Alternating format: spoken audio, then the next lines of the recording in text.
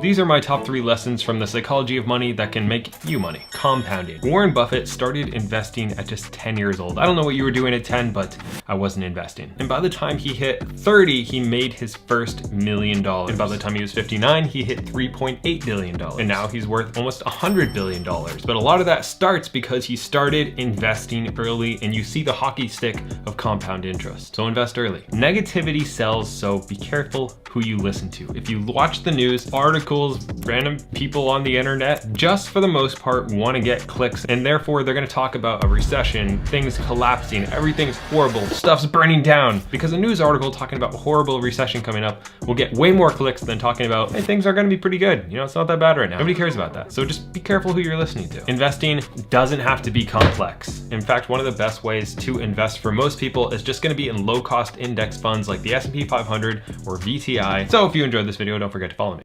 Have you heard the story about Ronald Reed? The janitor that had $8 million in savings when he died in 2014. Yeah, you heard that right. Janitor. $8 million. And he didn't win the lottery or inherit the money either.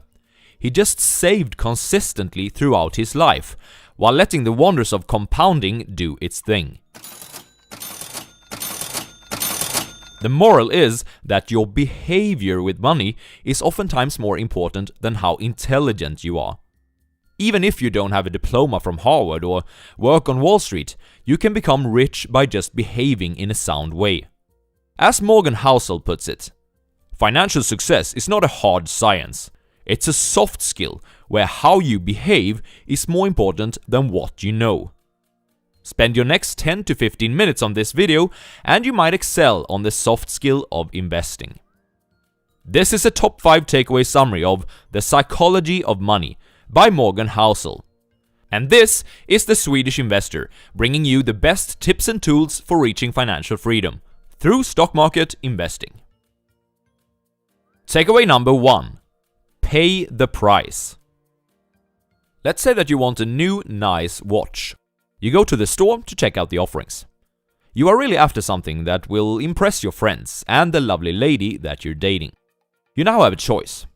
Either you pay for the watch, or you steal it and run, because you have done your cardio, right? My guess is that you would choose option number 1, no matter your physical capacity. You would take out your card and swipe that thing. Do the right thing. The point is that you know that having a new watch comes with a price, a fee. And it's the same with investing. It comes with a price too. Throughout the videos on this channel, there are some recurring takeaways for high returns, one of them being a somewhat concentrated portfolio, with Peter Lynch perhaps being the exception. The concentrated portfolio brings with it a characteristic to your performance. It will be volatile. This is the price, the fee, for having high returns in the stock market over the long term. If you don't have the stomach to stay the course when your net worth decreases by, say, 20% during a single week, as 2 of your major holdings report quarterly earnings below what analysts expected, don't aim to maximize your returns, because the higher the returns, the higher this fee typically is. Let's say you already 10 years ago could visualize Netflix's bright future. You invested a large portion of your net worth in the stock. Well, you would be quite a rich person today. However, could you afford paying the price for this journey? Netflix has, during this period, had many major downturns. Would you have sat still in that boat during 2011, for example, when Netflix lost tons of customers and the stock price fell 80% from its peak during the ensuing months? Your portfolio returns would look terrible. What would you tell your spouse and your kids? Could you stomach facing them, knowing that you might have endangered their future? Would you still think that being almost all in Netflix is a good idea? This is, of course, an extreme example, but even if you have something less extreme than an all-in Netflix approach to investing, you'll have to pay the price of volatility nonetheless. Let's say that you bought an S&P 500 index fund in 1980. You'd still have to face about 13 years combined when your investment portfolio was down 20% from its high, and about 8 months when it was down 50%. That's tough. Stock market investing is a great thing that enables wealth creation like few other options. But don't try to fool yourself. It doesn't come for free.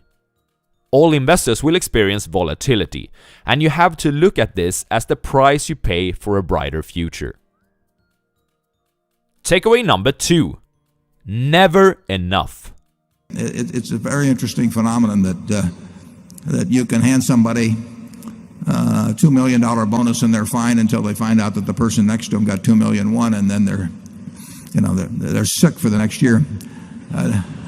Capitalism is great at doing two things: generating wealth and generating envy. The urge to surpass your neighbors, peers, and friends can help energize your hard work and strive to really make it. And, of course, being motivated into becoming more productive and doing meaningful work is a good thing. But social comparison can also cause us to feel like we're never enough. Let's look at some statistics. To belong to the top 1% highest income earners in the US, you'd have to earn somewhere around $500,000 a year. That's what a highly specialized doctor, let's call him Bill, earns. And by almost any standard, Bill would be considered rich. He can afford to drive nice cars, go on long vacations to exotic countries, perhaps hire someone to do work which he thinks is tedious, etc. Bill has been feeling good about himself and what he has achieved financially in his life. Well, that was only until he bought a vacation home in the Hamptons and realized that he had Stan as his neighbor. Stan belongs to the top 1% of the 1%. He is a CEO of quite a large public company and earns a staggering $10 million per year. Now, you'd hope that at least Stan would be satisfied with his financial achievements. But nope. This guy was a childhood friend of Michael Jordan. And this all-time great basketball player is someone who belongs to the 1% of the 1% of the 1%. And well, compared to Michael's fortune of about $2 billion, Stan's yearly salary of $10 million suddenly seems like peanuts. Does it end here? Well, no, it doesn't. Because Michael occasionally attends parties with celebrities, where a guy named Jeff Bezos shows up. Bezos is the top 1% of the 1% of the 1% of the 1%, and he increased his net worth by about $75 billion in 2020, now sitting at something like $200 billion. There's always a bigger fish. The type of envy which has emerged from comparisons of this kind has caused a lot of people to do foolish things throughout history. Some have leveraged their portfolios to the teeth in order to move up to a higher pyramid, just to lose it all and then commit suicide. Some have acted on insider information and lost both personal reputation and then later their freedom when they've gone to jail. Many have forsaken their families and then had their partners leaving them or cheating on them, or both, as a result. By watching this channel and learning on how to become a successful investor, chances are that you will at some point reach a level of financial freedom that the average Joe can only dream about. But you need to, at some point, accept that enough is enough.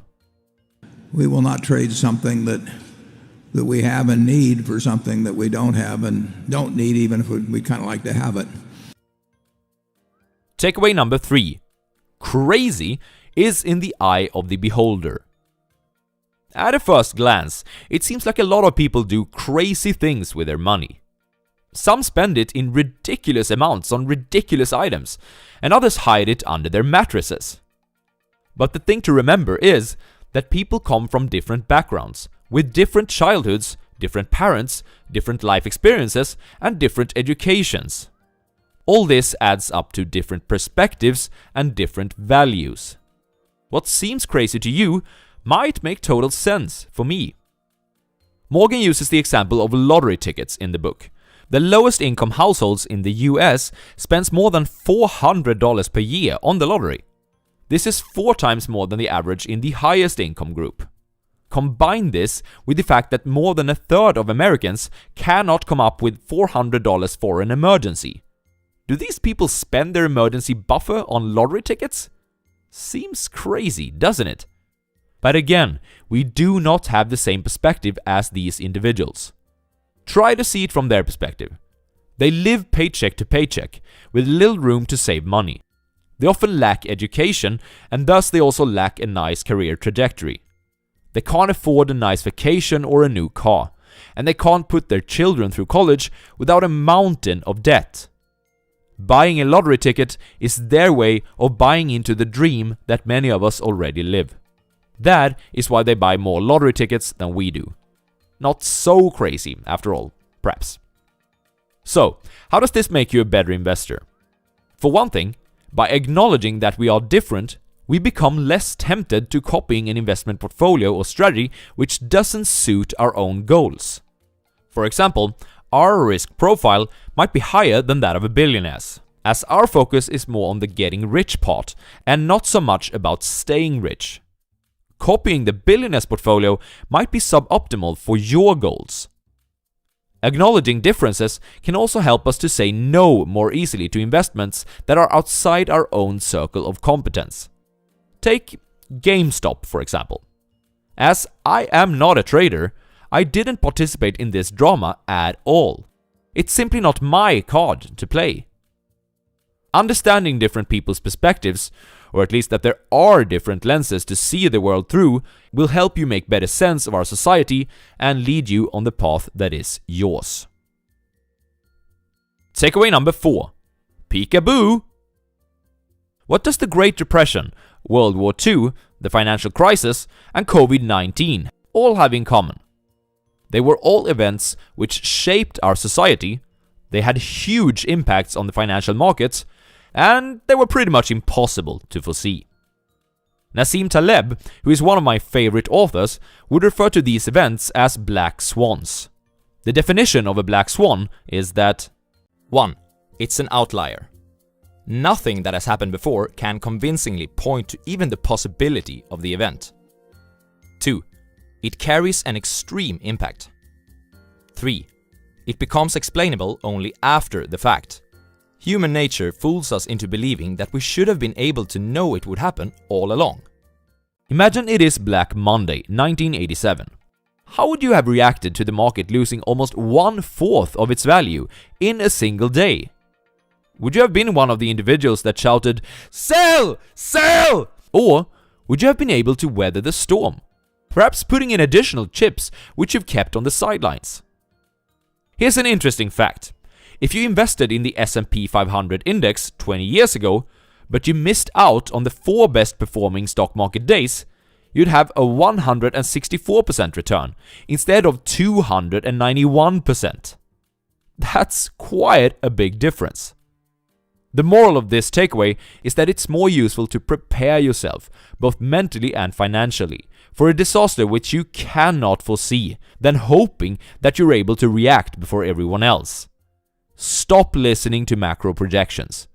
The things that will cause big fear among the investment community in the future are the things that are unlikely to be foreseen anyways. Takeaway number 5. The seduction of pessimism. If I were to give you a bunch of reasons to why the market will crash later this year, mentioning the gigantic US governmental debt, that stimulus checks may lead to the return of inflation, and perhaps something about a new strain of COVID-19, you would most likely be intrigued, and perhaps end up with quite a negative view of where in the market cycle that we are at the moment. Were I instead to give you examples of why things probably will continue to get better, by showing how life expectancy is rising, how sustainable energy is getting cheaper, or how computing power is exploding, you would most likely shrug your shoulders and not think twice about it. We all know that the pessimistic person sounds so very intelligent, and the optimist sounds naive in comparison. Why is that? Daniel Kahneman, the author of Thinking Fast and Slow, says that asymmetry towards loss and listening to pessimists is an evolutionary trait. When directly compared or weighted against each other, losses loom larger than gains. Organisms that treated threats as more urgent than opportunities have a better chance to survive and reproduce. We tend to listen to pessimists more carefully, not only for evolutionary reasons, but also because progress happens much slower than setbacks do. Progress rarely happens overnight, but setbacks often do. Because tragedies and setbacks happen during much shorter time periods, it's much easier to create an intriguing and persuading story around it, and thus it receives more attention. To create an optimistic story about the future, we must look at longer time horizons. This often becomes more vague and less dramatic. Knowing that you will perhaps be more fascinated by a pessimist and less so by an optimist can perhaps help you becoming less asymmetric towards this in the future. The world is better than you think, as Sweden's Hans Rosling would have said. So, you are not going to get rich in the stock market without paying the price of volatility. Envy is the worst of the 7 deadly sins. Never risk what you have and need for what you don't have and don't need. Different perspectives cause different courses of action to become reasonable or rational. Instead of trying to foresee disasters, prepare yourself mentally and financially so that you can survive them. And be careful when taking investment advice. Understand that pessimism appeals more to your survival instincts than optimism does. That was it for today, but that was not it from Morgan Housel. Check out his book, it's a real gem. Here's a suggestion on what you can watch next if you want to understand more about human psychology and its relation to money. Cheers!